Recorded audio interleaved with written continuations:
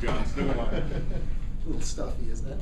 Don't we have any yellow popper on there? No, not, well, I'll check. I'm kidding. I'm kidding. So what's up? Do we have an opening Just want statement? to start with an opening statement about. I tell you, one of the highlights I think as a coach, and I don't think it would ever change no matter how many times you get into the playoffs, is to sit and not look at the TV but look at your student athletes as the picks come on. And fortunately or unfortunately, our name came up first, so there wasn't a lot of anticipation, but it was fun to see the excitement and the reward for all the hard work. So excited for the Jacks, excited for our coaching staff, excited for South Dakota State University. I'm really appreciative of our administration. I'll use the term stepping up to the plate and getting us a home game, because that surely is an advantage, or as much of an advantage as you could try to create in the playoffs. So I high five Justin Sell and his crew.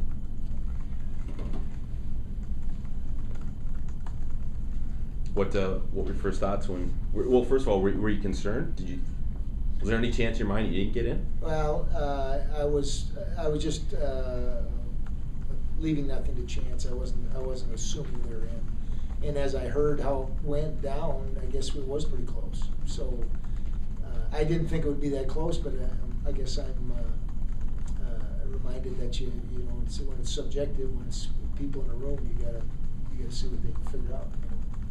So I was a little surprised that Illinois State got their situation and we got ours, but as they explained it to me, it makes sense, and we're just excited to be in. How was it explained to you? It has nothing to do with conference standings. It's your record.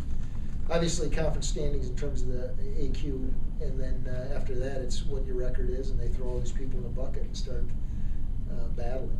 So I guess when you compare 8-3 and 8-3, and they have an FBS win, even though they have 3 conference losses, it goes to them. So That's what the league told you? that's what Tyler Marion told me. So. You don't have to use that. Who told him? Your thoughts on when you saw it was Eastern Illinois? What kind of jumped out at you? Well, we'd seen him on film early with Southern, and I guess the original thought, the initial thought was, you know, another different type of team, a spread, real upbeat team, but it didn't matter. I mean, it didn't matter. You know, we're excited to be in. Does this year feel different than '09 at all? Yes. Yeah. Different kids. In '09, first of all, I think we assumed we were in. When we got in the bus leaving Western, I think we felt real comfortable that when we won, we were in. Had we won, we were in. And so there was a little more Christmas-like feeling today, if you will. And then to know you're hosting, I think, adds to that feeling. You know, as a football coach, you don't want the season to end. You just don't. You know, and you'd coach 17 regular season games if you could. So this is an extension of the season, so it's fun. How important is it that it is at home? Tremendously important. Yeah. Number one, we've won at home. Number two, you don't have to jump through all those hoops. Starting right now, you know, when we went to whatever town to play whoever, that was all planned 6 months ago. You'd have to do all that stuff, so that's a drain on your staff. And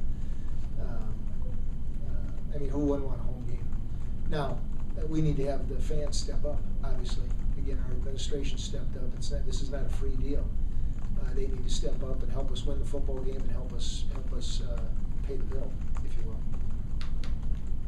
Do you feel like there's a significance in getting a home game? I mean, not just from what you talked about, like it's obviously it's an advantage, but just that you're the sort of program that gets in the playoffs and now has a home game for the first time. I think every little positive as you build your program, continue to build your program, is significant.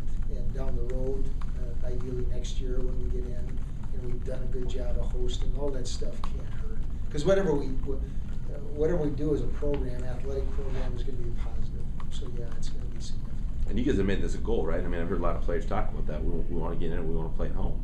We did, well, again, 4 weeks ago, we stepped out of our comfort zone and we said, boldly said, you went out, wanna know, you heard the story, you know, we'll be playing over there, in some way, somehow.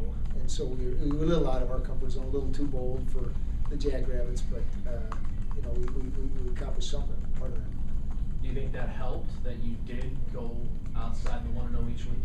I do, with this football team.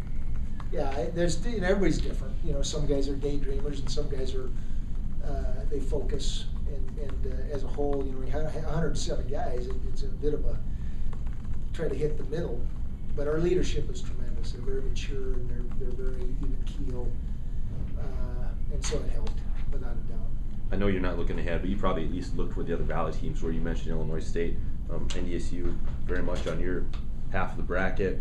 Did that surprise you at all, that they had 2 Valley teams potentially in their first game? It did surprise us, but again, I have no idea how that occurs. You know, I think it is unique. We just played them, and if we're lucky enough to win, we go back up there. That's unique, but in reality, if you want to get to that final game, you got to go through somebody sometime, somewhere, and so I don't think that we're not going to focus on that. You know, that initial watching everybody's pick and wondering, okay, Georgia Southern just lost, and so and so just won, and why did they pair this team with this team, and then they're going to fly them out there. I mean, that's all a waste of time, really. We need to get the film and start watching. That's where we should invest our time.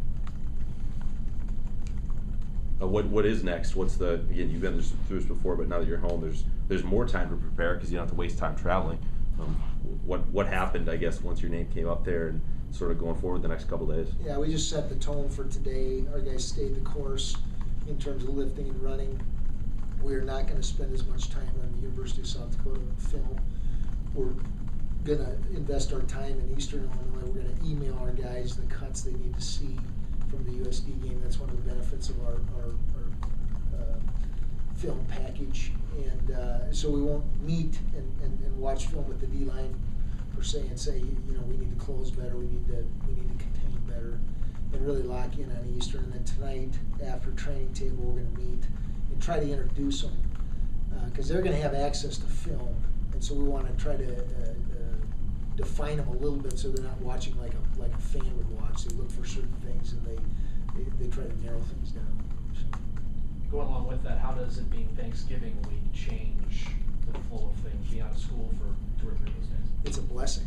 Yeah, it's a blessing because Wednesday, Thursday, Friday we don't have school. We're retaining the whole football team. We're keeping everybody in town for scout teams and stuff. And so we'll be able to practice because of those 3 days. We'll be able to practice in daylight, not have to move things around, go over on the intramural fields. There's not that second part of the student-athlete term. Although I emphasized that Monday and Tuesday, that will always come first. And then that might sound kind of corny, but for me to sit down with our family and then another 107 brothers, sons, family members, I think it's a pretty special feeling. And the Morningside Community Church and FCA is going to step up and feed the whole crew, and that's what we did in 2009, and that's good. And that's when Colin, honestly, off the beaten path here, that's when Colin Koshard as a senior figured out that this is a family. You know, 5 years into his deal, so there are a lot of neat things happen during this run, hopefully. Aside from what you mentioned already, do you just at first glance, do you know much about Eastern? I know it's fairly new, if not a new coaching staff, first-year coaching staff. Again, they won their league. We looked at their scores. One of the things that jumped out is they had a bunch of close games, a number of close games, and they won a number of them because they have, I think, an 8-3 record like us. And then I don't know their defense at all because I didn't see that. I haven't seen that yet. But again, their offense was spread, upbeat. And then we called some of our friends that knew of them, and they said it's beyond upbeat. It is fast break, and the officials have trouble keeping up. So that to me is somewhat interesting. You know, I normally call that whatever. Right. I don't want to incite any anger. So John, as you talk to people about Eastern Illinois, is there a back or a receiver or a defensive lineman or a quarterback that you have to be especially cognizant of? I don't know that yet, Dallas. We're not into it that much. We still don't have any film on them other than the Southern Illinois exchange that we had, and I think that was their first or second game of the year. So there's we have all these different systems to exchange film, and they can't accept ours. We can accept theirs, but they're not going to do that. So they're driving to Indiana State to download our film onto drives or CDs, DVDs, and then as they get one, they're going to send us one. So it's kind of a archaic approach to, I remember as a student coach having to drive film places to exchange it. We're kind of taking a step back this time. You mentioned watching the players instead of the TV. How did they react? They were excited. There was kind of a raising up in there. I tried to focus in on the Shafrass and the Fix and the Tracy's and those guys. And they again, they're a unique group. I told them this, but I don't think I have to worry about it. Some programs would be giddy, think they accomplished something. All we do is have an opportunity to accomplish something. And I told them that, and no one went, aha. It was kind of like, we know, Coach. We're there.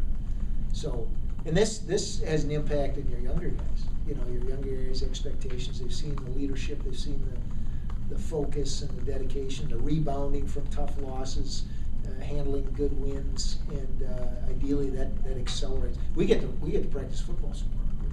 If we're lucky enough to string some games together, we're going to be that much better as a football program because we get to practice and coach all our guys. So that's huge also. In hindsight, this year's seniors were part of that 09 team. Do you think that helped them get back? I do. I think the two things, the 09 and then the two previous seasons to this one, where we talked about it but we didn't get it done, because they were real.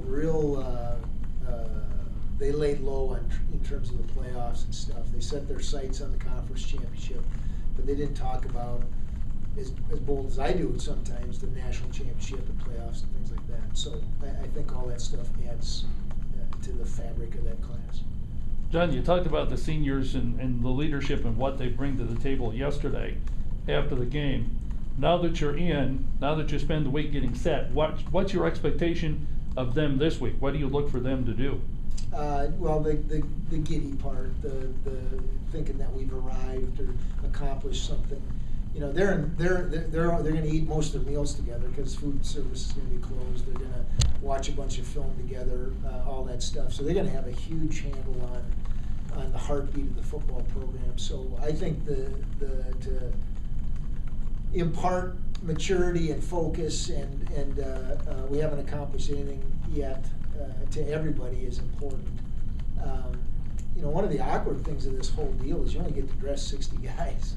And so they bring 60, we dress 60, and so we have 107, 106 guys on the team, and so they're going to be talking to some of their comrades, some of their brothers, some of their classmates that don't get to dress for the football game. So that is a bit awkward, but again, that's part of sport.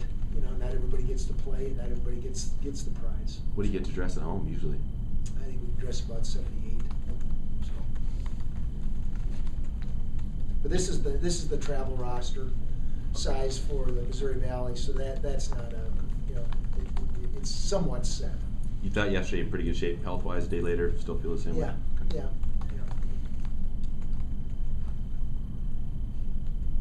Anything else for Coach today?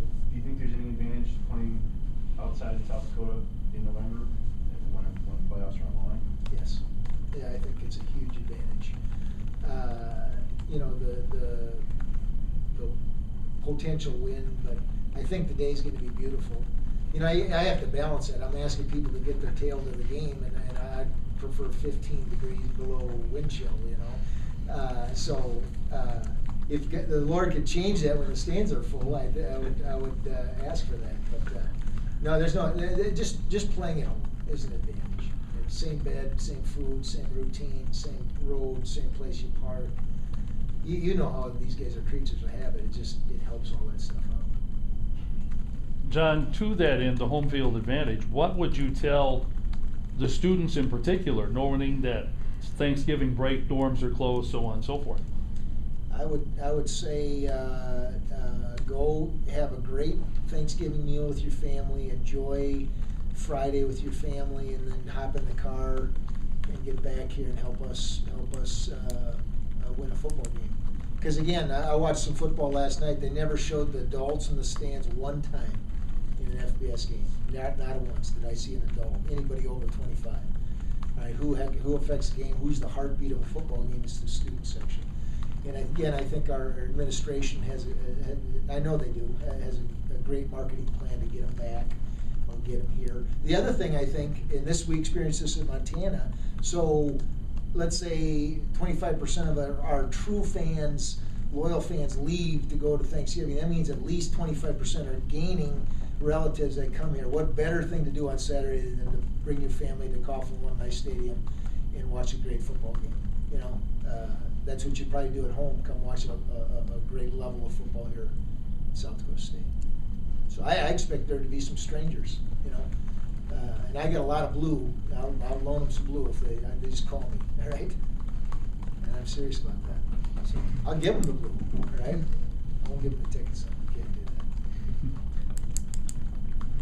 that. I'm appreciative. I got a little arrogant there, a little cocky there. Like, just cut that deal out. Right? I'm excited for our football team. I'm 55. I'm excited to be around a bunch of guys that work their tails off and accomplish some of their goals, or get a chance to accomplish some of their goals. And look forward to that opportunity. Good?